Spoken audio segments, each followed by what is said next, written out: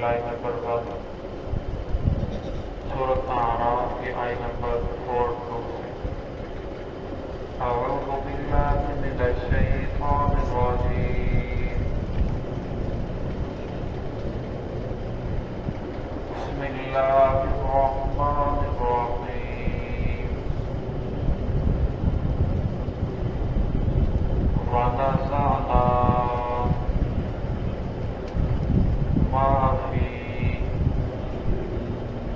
सुदूरिहिम मिन ग़िल्लिन तजरी मिन तहतिहिमुल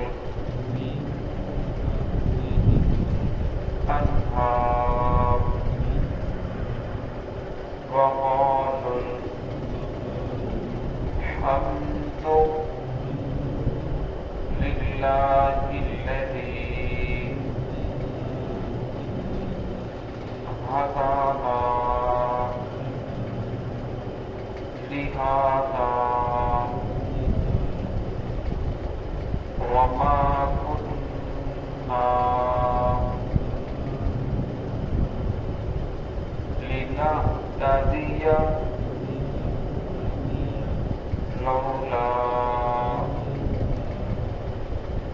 अन हदानल्लाह। लक़द जाअत रुसुलु रब्बिना बिल्हक़्क़ि व नूदू अन तिलकुमुल जन्नतु उरिस्तुमूहा बिमा कुन्तुम तामलून।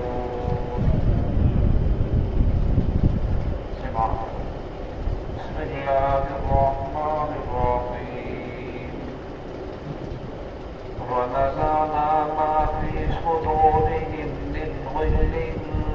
तजरी मिन तहतिहिमुल अनहार व क़ालुल हम्दु लिल्लाहिल्लज़ी हदाना लिहाज़ा वमा कुन्ना लिनहतदिया लौला अन हदानल्लाह। लक़द जाअत रुसुलु रब्बिना बिल्हक़्क़ि व नूदू अन तिलकुमुल जन्नतु उरिस्तुमूहा बिमा कुन्तुम तामलून। व नज़अना मा फी सुदूरिहिम मिन ग़िल्लिन, हम निकाल देंगे वो जो कुछ उनके सीनों में है, मिन ग़िल्लिन कीना में से, तजरी मिन तहतिहिल अनहार जारी होगी उनमें नहरें।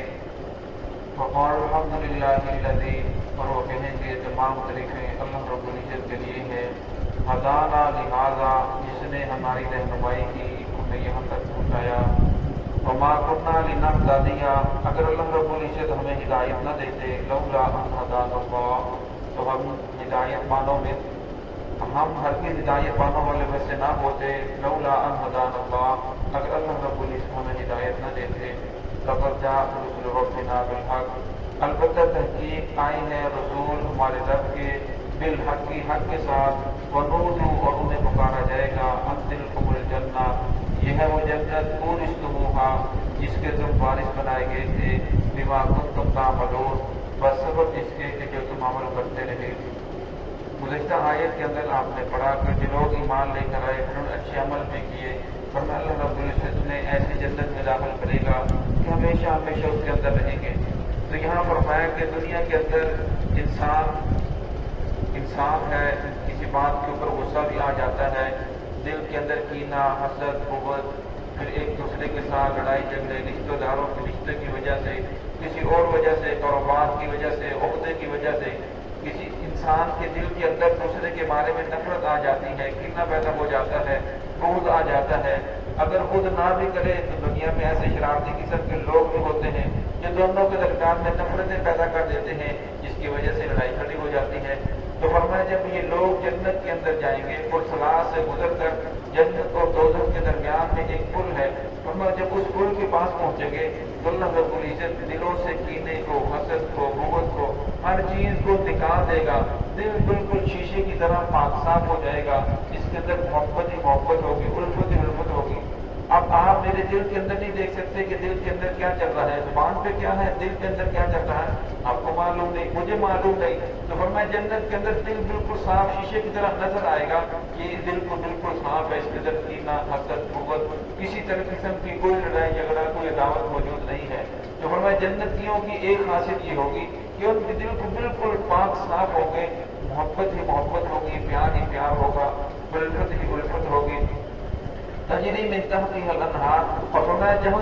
جنت میں بھی جائیں گے وہاں نہریں جاری ہوں گی۔ دنیا کے اندر انسان کو باغ لگانے کے لیے پانی کی ضرورت ہوتی ہے، جہاں تک پانی ہوتا ہے کہیں تک باغ لگا سکتا ہے، لیکن فرمایا جنت کے اندر جہاں باغ لگانا چاہے گا تو فرمایا پانی باغ کا محتاج ہوگا، اگر وہ پہاڑ کی چوٹی کے اوپر باغ لگائے گا تو پانی وہاں تک پہنچ جائے گا۔ اور فرمایا جنت کا جو پانی ہے وہ سطح زمین کے اوپر چلتا ہے۔ وقال الحمدللہ الذی، فرمایا اللہ بندہ اتنی نعمتوں کو دے کر کہے گا تمام طریقے اللہ رب العزت کے لیے ہے، ہدانا بہذا، جس نے ہماری رہنمائی کی، جس نے ہمیں یہاں تک پہنچایا، جس نے ہمیں محمد الرسول اللہ صلی اللہ علیہ وسلم کے دامن کے ساتھ جوڑا، محمد الرسول اللہ صلی اللہ علیہ وسلم کی غلامی اختیار کرنے کا شرف نصیب فرمایا، محمد الرسول اللہ صلی اللہ علیہ وسلم کی ہم نے اطاعت کی، وما كنا لنهتدي، ہم ہر چیز ہدایت پانے والوں میں سے نہیں تھے، لولا ان ہدانا اللہ، اگر اللہ رب العزت نے ہدایت نہ دیتے، سیدھے راستے کو پتہ لے کر آتے، دنیا میں کتنے لوگ ہیں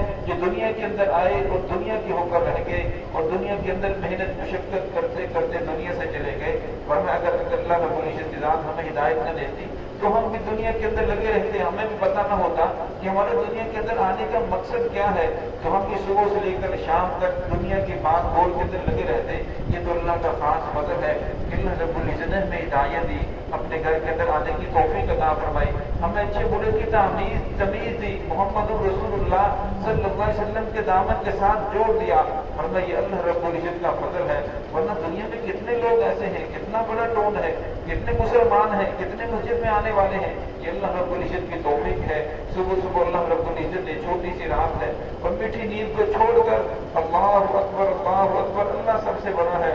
فرمایا اس الصلاۃ خیر من النوم، نماز نیند سے بہتر ہے، فرمایا اس جملے کو سن کر بستر کو چھوڑا، پھر مسجد کی طرف چل پڑے، نیند آ رہی ہے، ساری رات دن کی تھکاوٹ ہے، لیکن فرمایا یہ اللہ رب العزت کا خاص فضل ہے، انسان کو اس کے اوپر اللہ کی ذات کا شکر ادا کرنا چاہیے۔ فرمایا جب انسان شکر ادا کرتا ہے پھر نعمتوں کے اندر اضافہ ہوتا ہے، نعمتیں بڑھتی ہیں۔ فرمایا جب جنتی لوگ یہ کہیں گے کہ اے اللہ یہ تیرا فضل ہے کہ تو نے ہمیں ہدایت دی، سیدھے راستے کے اوپر لے کر آیا، ورنہ دنیا میں کتنے لوگ تھے، ہم بھی انہی طرح دنیا کے اندر بھٹک کر رہ جاتے، اور پھر وہ کہیں گے لقد جاءت رسل ربنا بالحق، ہمارے سیدھے راستے کے اوپر آنے کی ایک وجہ یہ بھی ہے کہ اللہ رب العزت نے اپنے رسول بھیجے، رب بالحق، حق کے ساتھ ہمارے رب نے اپنے رسول بھیجے جنہوں نے حق بیان کیا، جن کے اوپر اللہ نے کتابیں نازل فرمائی، پھر ہر دور کے اندر حق کی آواز بلند کرنے والے کھڑے کیے، رہنمائی کرنے والے کھڑے کیے، یہ اللہ رب العزت کا فضل ہے۔ فرمایا جب بندے یہ کہیں گے تو پھر بندوں کو پکارا جائے گا وَنُودُ أَن تِلْكُمُ الْجَنَّةُ، یہی ہے وہ جنت اورثتموها جس کے تم وارث بنائے گئے تھے، بما کنتم تعملون، اس وجہ سے کہ دنیا کے اندر تم عمل کرتے رہے۔ جتنے لوگ تھے، ایک پوری مجلس ہے، مجلس کے اندر ایک دو آدمی کوٹ کر مسجد کے اندر جانا یہ بڑی بہادری کی بات ہے، سارے لوگ بیٹھے ہیں، کوئی جانے کے لیے تیار نہیں ہے، اور جب وہ جاتا ہے تو دوسرے بھی عجیب نظروں سے دیکھتے ہیں۔ تو اللہ رب فرمائے کہ دنیا کے اندر جتنے نیک عمل کرتے رہے، سردی گرمی کے اندر مشقت برداشت کی، اسی راستے کے اوپر اپنے آپ کو لانے کی کوشش کی، حالات جیسے بھی بگڑے لیکن تم نے اپنے آپ کا اپنا رخ سیدھا کرنے کی کوشش کی، فرمایا اس کے سبب اللہ رب العزت نے تمہیں یہ جنت عطا فرمائی ہے۔ فرمایا دنیا کی زندگی بہت چھوٹی سی زندگی تھی